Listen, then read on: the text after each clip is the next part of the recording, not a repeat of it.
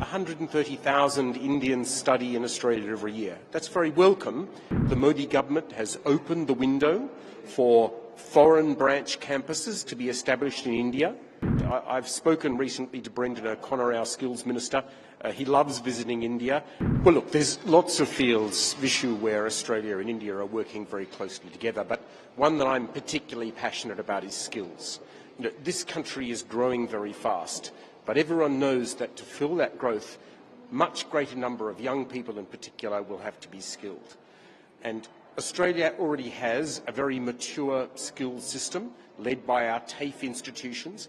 And so what we're doing today is bringing together Australian institutions which have capabilities in skills needs that we know India has with Indian requirements and trying to matchmake between the two so that we can help the development of India's next phase of economic growth. So we have seen 2 universities establishing center in India. Can we expect more universities coming to India and work in this direction, providing education here? I think we can, and I think it's a model also that we can apply in the so-called vet sector, in the vocational sector. 130,000 Indians study in Australia every year. That's very welcome. It will continue, but it shouldn't be a one-way street.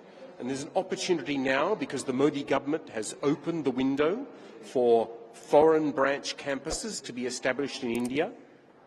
Of all of the world, the only 2 countries that have answered that call have been Australian universities, and as you say, 2 are opening right now in Gujarat.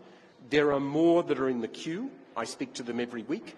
I'll be very surprised if there aren't more opening soon. But also, I think that in the vet sector, we need to work harder on making sure, in the vocational sector, in the skills sector, we need to work harder at making sure that these opportunities are available in India.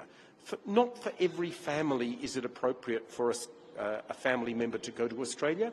And frankly, it's a lot cheaper if we do it in India. So we think the Australian quality skills delivered in India is a model that we need to offer as an option to Indian families and businesses. So can we expect any officials visit from Australia and India? Oh, look, our ministers will make their own announcements about their visits, but I will tell you that I've spoken recently to Brendan O'Connor, our skills minister. He loves visiting India. He would very much like to have been here now, but it's your election period, so it's not appropriate. I'm pretty confident that once your elections are out of the way, he'll be back here very soon. I know he wants to do that. So what is the future of India and Australia relationship? How do you see them progressing in future? Oh, look, it's very buoyant. Look, there are a lot of things going for us, and Australia and India have been friends for a very long time. But I think there are 3 underlying drivers. For the first time in our history, we are strategic partners with very strong strategic alignment. We both care a lot about what's going on in our region and want to find ways to make it better. Secondly, we are complementary economies. India is growing fast, but many of the things that it needs, the energy, the minerals, the critical minerals, the skills that India needs for the next phase of its growth can be found in Australia. And then the third factor is what we call the human bridge. It's the nearly 1 million people of Indian origin who now live in Australia. That's nearly 4% of our population. It's the fastest growing single segment of our population. They make a very good contribution to our society. So I'm very confident because these 3 strategic drivers, strategic alignment, economic complementarity, and the human bridge are working in our favour.